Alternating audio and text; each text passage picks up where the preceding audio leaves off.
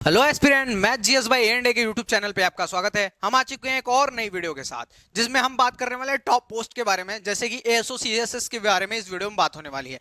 पिछली वीडियो में हमने बात की थी एमईए के बारे में और उसके पहले इनकम टैक्स इंस्पेक्टर के बारे में हमने बात की थी, जिससे क्या हो कि आपको पोस्ट में ना प्रेफरेंस भरते वक्त, पोस्ट प्रेफरेंस भरते वक्त कोई भी प्रॉब्लम ना आए। उस वजह से ये वीडियोस बनाई जा रही हैं। इसको पोस्ट से रिलेटेड जितनी भी इंफॉर्मेशन है वो सारी प्रोवाइड की जाए, ठीक है। तो इस सीरीज में ये आ चुका है हमारे पास ASO and CSS, central secretariat services, ठीक है। ये बहुत ही रिस्पेक्टेड जॉब है, ठीक है। तो इसके बारे में आगे बात करते हैं कि कैसे क्या होता है। तो हम इस वीडियो में टोटल यही बात करने वाले हैं कि कैसे बनते हैं एएसओ सीएसएस, और उसके आगे पर बात की जाए तो हम बात करने वाले हैं कि एग्जाम क्या होता है, एलिजिबिलिटी क्या होती है, पावर क्या होती है, सैलरी क्या होती है, जॉब प्रोफाइल क्या होता है और प्रमोशन। जब भी आप बात करते हैं ना कि पोस्ट प्रेफरेंस कैसे भरी जाए, तो यही चीजें आप रिकमेंड करते हैं कि पावर क्या है पोस्ट की, सैलरी क्या है, जॉब प्रोफाइल क्या है और प्रमोशन कैसे होता है। इतनी चीजें आप देखते हैं, ठीक है। तो उस सारी चीजों पे बात करेंगे हम, और एकदम डीपली बात करेंगे कि आपको एक एक चीज क्लियर हो जाए। बाहर से कुछ चीजें पेपर पे तो कुछ अलग होती हैं, उसके रियलिटी भी हम डिस्कस करेंगे कि क्या रियलिटी है। ओके, तो अगर आप चैनल पे पहली बार आए हैं तो हमारी एक बार प्लेलिस्ट विजिट करके आइए। जो जो भी चीजें हम पढ़ा रहे हैं, आप जिस चीज से रिलेटेड आपको इन्फॉर्मेशन चाहिए होती है, एक बार प्लेलिस्ट विजिट करके आइए और देखिए। अगर आपको अच्छा लगता है तो हमारे चैनल को सब्सक्राइब करिए, हमारे साथ जुड़ जाइए आपकी जर्नी में। ठीक है। तो अगर बात की जाए एएसओ सीएसएस, मतलब कि assistant section officer in central secretariat services में अगर आपको जाना है तो कैसे जा सकते हैं। तो आप जा सकते हैं एसएससी के थ्रू, एसएससी सीजीएल के थ्रू। उसी के पोस्ट डिटेल की पूरी इंफॉर्मेशन दी जा रही है। आपको पता ही है कि टीयर 1 होता है जो कि क्वालिफाइंग है, 25-25 क्वेश्चन मैथ के, 25 क्वेश्चन इंग्लिश के, 25 क्वेश्चन जीएस के और 25 रीजनिंग के, 50-50 नंबर के, जो कि 200 नंबर का होता है। और 140 के अप्रोक्स, 135 के अप्रोक्स आप नंबर लाते हैं, अगर 7,000-8,000 पोस्ट है तो आप क्वालिफाई कर जाएंगे टीयर 1। ओके। अगर बात की जाए टीयर 2 की, तो उसमें 5th सब्जेक्ट जुड़ जाता है जो कि कंप्यूटर है, जो क्वालिफाइंग है। बाकी मैथ 90 नंबर की, रीजनिंग 90 नंबर की, इंग्लिश की बात की जाए तो सबसे ज्यादा टेस्ट कैरी करता है 135, और जीके की बात की जाए तो 75 नंबर की जीके होती है। ओके, इतनी चीजें मैंने आपको क्लियर बताई। ओके, अगर इससे रिलेटेड और कोई प्रॉब्लम हो तो हाँ, कंप्यूटर की बात कीजिए। अगर कंप्यूटर क्या है, 20 नंबर, 20 क्वेश्चन होते हैं 60 नंबर के, जो कि क्वालिफाइंग होता है, ठीक है। तो ये चीज, उसके नंबर नहीं जुड़ते, बाकी 4 सब्जेक्ट के नंबर जुड़ते हैं। एंड में क्या होता है, आजकल क्या कर दिया गया है कि हर पोस्ट में टाइपिंग रिक्वायर्ड है, तो टाइपिंग भी होगी। ये भी बात आपको ध्यान रखना है, इसमें आपको टाइपिंग देनी पड़ेगी।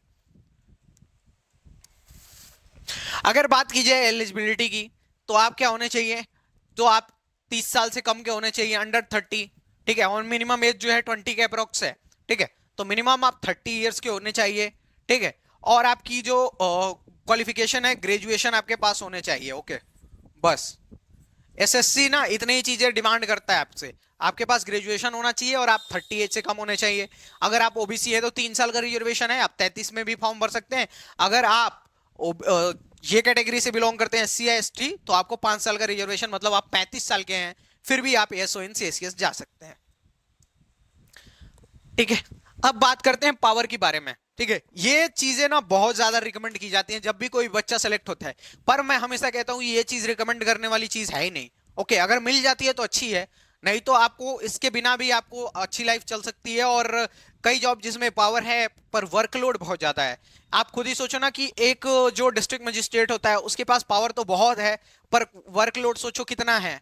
वर्कलोड, एक जिले में कुछ हो जाता है तो सारी रिस्पॉन्सिबिलिटी उस पर आती है, ठीक है। तो अगर पावर नॉर्मल भी है तो उसके साथ भी अगर सैलरी अच्छी मिल रही है तो रहा जा सकता है। इस पोस्ट की बात की जाए तो आपको ना रिस्पेक्ट बहुत मिलेगा, क्योंकि आप सचिवालय में काम कर रहे हैं। आपका उठना बैठना बड़े ऑफिसर्स के साथ है। समझ रहे हैं ना, मेरी बात समझ रहे हैं। जितने बड़े ऑफिसर्स हैं ग्रुप ए कैटेगरी के, जो यूपीएससी के थ्रू सेलेक्ट होकर आ रहे हैं, उनके साथ आपका उठना बैठना है।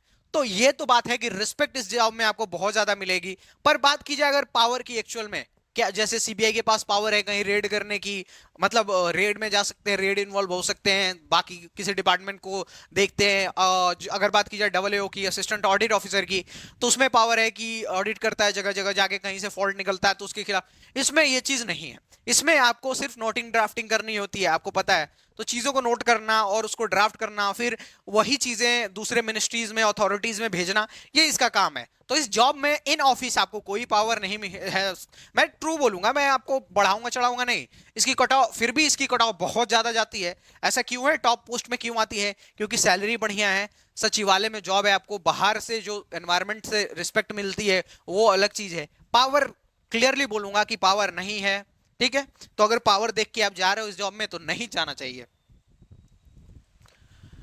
अगर बात की जाए जॉब प्रोफाइल की, तो जॉब प्रोफाइल जो है आपको पता है, सेक्शन असिस्टेंट सेक्शन ऑफिसर है, और एमईए हो या इसमें हो, ठीक है। इसमें काम सिर्फ क्या है? मैक्सिमम नोटिंग एंड ड्राफ्टिंग का, ठीक है। नोटिंग एंड ड्राफ्टिंग का काम मैक्सिमम होता है, और जो दूसरे अथॉरिटीज को आपको लेटर्स ट्रांसफर करने होते हैं अपने बॉस के ऑर्डर के या सीनियर के ऑर्डर के, यही करना होता है, ठीक है।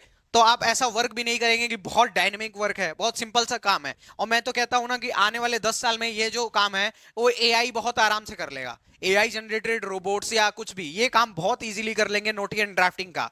आप खुद ही सोचिए कि नोटिंग और ड्राफ्टिंग ही तो करना है, सिंपल सा काम है, सुन के वो नोट एंड ड्राफ्ट कर देगा और अथॉरिटी को मेल भेज देगा। जैसे आपने देखा होगा कि जीमेल को आज नई फीचर्स जीमेल में आई हैं, जिससे क्या है कि अगर आपको मान लो कोई प्रॉब्लम है, मान लो फ्लाइट से रिलेटेड आपकी कोई प्रॉब्लम है, हमने फ्लाइट टिकट बुक की, तो उसमें आपको कोई प्रॉब्लम आती है तो आप क्या कर सकते हो? वहां रिप्लाई कर सकते हो एआई जनरेटेड। एआई क्या करेगा कि प्रीवियस ईमेल से आपके ना सारे जो टिकट के इंफॉर्मेशन है, टिकट नंबर एंड ऑल जुटा लेगा। आप बस लिख दोगे कि आपको ये प्रॉब्लम है, वो सारा आपको एक लेटर लिख देगा, और आप वो डिपार्टमेंट में या जहां भी मतलब भेजना है, एयरपोर्ट अथॉरिटी जिसको भी भेजना है, आप वो भेज सकते हो। तो सोचो ये काम तो मतलब एआई करने वाला है, तो नोटिंग एंड ड्राफ्टिंग का भी फ्यूचर में काम एआई करने वाला है। इस बात में मैं डिमोटिवेट नहीं कर रहा हूं, पर अभी भी आप ज्वाइन कर सकते हो, और एक बार ज्वाइन कर लिए तो फिर आपको कोई हटाएगा नहीं, इस बात की गारंटी है, ठीक है।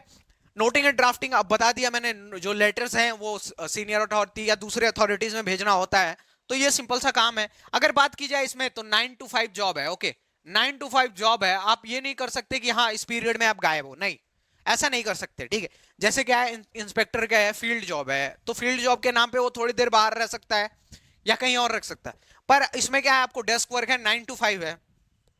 तो ये चीज आप ध्यान रखेंगे, क्योंकि अगर कई लोग कहते हैं यूपीएससी की तैयारी के लिए ये बढ़िया है, अगर आप इसके बाद अपना टाइम बचा पाते हो तो करिए, कोई दिक्कत नहीं है।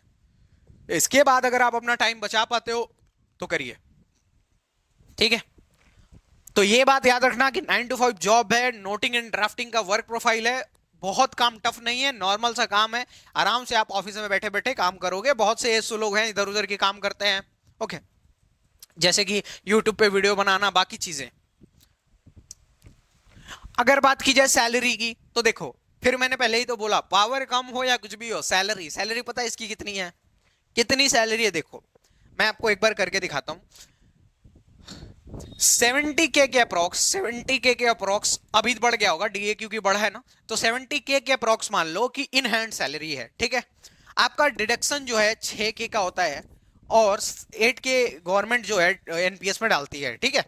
तो ये टोटल कितना हुआ, जो अप्रोक्सीमेट होता है 84 to 85K, 84 to 85K होता है, ठीक है।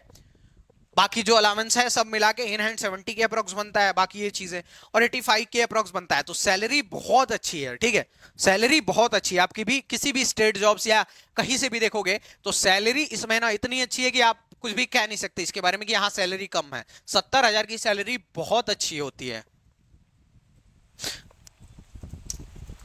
ठीक है। अगर बात की जाए प्रमोशन की, ठीक है, मैंने स्टार्टिंग ही वीडियो की थी और बोला था कि कई चीजें ऑन पेपर तो दिखती हैं अच्छी हैं, पर वो एक्चुअल में अच्छी नहीं होती, ठीक है।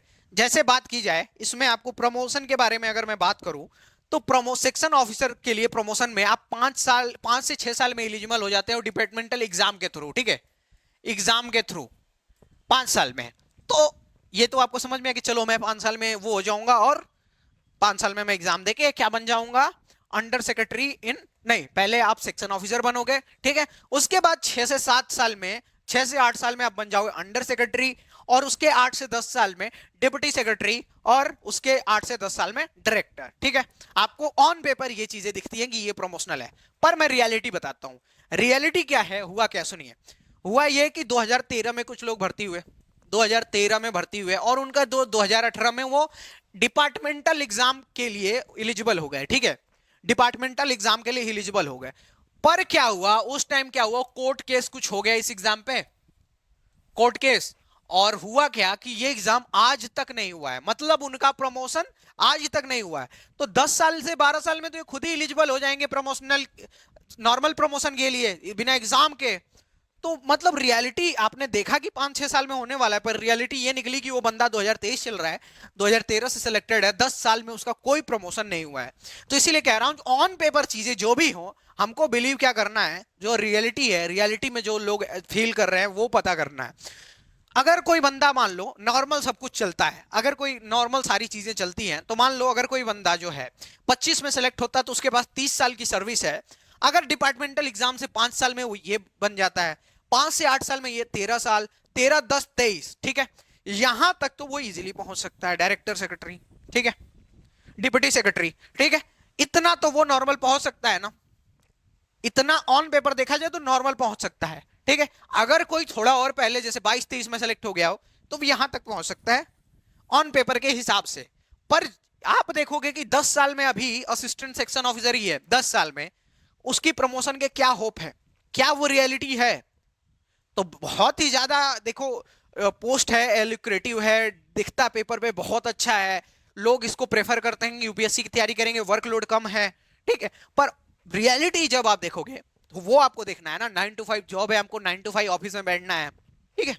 तो वो चीज आप सारी चीजें मैं आपको रियलिटी बताऊंगा, ये नहीं कि आपको चढ़ा दूंगा कि नहीं जॉब करो, ये है वो है, ठीक है। तो इसमें ना सारी चीजें मैंने बता दी हैं। एक चीज आप देख लो, इसमें क्या है, मैक्सिमम जो मैक्स टू मैक्स पोस्टिंग है जो दिल्ली में रहती है, तो ये इसकी पोस्ट की एक अच्छी बात है कि सारी पोस्टिंग कहाँ पे है, दिल्ली में है, ठीक है। तो ये चीज आप कंसिडर कर सकते हो कि अगर यूपीएससी की तैयारी करनी है तो हम दिल्ली में ही हैं और प्रिपरेशन कर पाएंगे।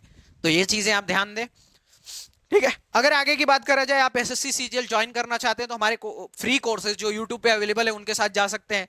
मैथ्स का पूरा प्लेलिस्ट अवेलेबल है मेरे यूट्यूब चैनल पे। अखंड सर की सारी वीडियोस, जीएस जो सिविल सर्विसेज का मेंस लिख चुके हैं, इनकी जीएस की क्लासेस, हिस्ट्री की अपलोड हो चुकी हैं, ऐसे करके धीरे धीरे सारी चैप्टर्स अपलोड हो जाएंगे। तो हमारे साथ जुड़ सकते हैं, हमको सब्सक्राइब कर सकते हैं। अगर आप यूपी पुलिस कोई भी गवर्नमेंट एग्जाम की तैयारी कर रहे हैं तो आप हमारे साथ जुड़ के अपनी तैयारी को और अच्छा कर सकते हैं, ठीक है। और सारी चीजें फ्री ऑफ कॉस्ट है। आपको टेलीग्राम पे जो क्लास में यहाँ पे फ्री पीडीएफ पढ़ाई जाती है ना, क्लास पीडीएफ आपको टेलीग्राम चैनल में फ्री ऑफ कॉस्ट प्रोवाइड करा दी जाती है। तो इस वीडियो में इतना ही है, ठीक है। सब्सक्राइब कर लीजिए चैनल को। अगर वीडियो आपको अच्छी लग रही हो, प्लेलिस्ट विजिट करिए। अगर आप अब तक देख रहे हैं तो थैंक्स फॉर वॉचिंग।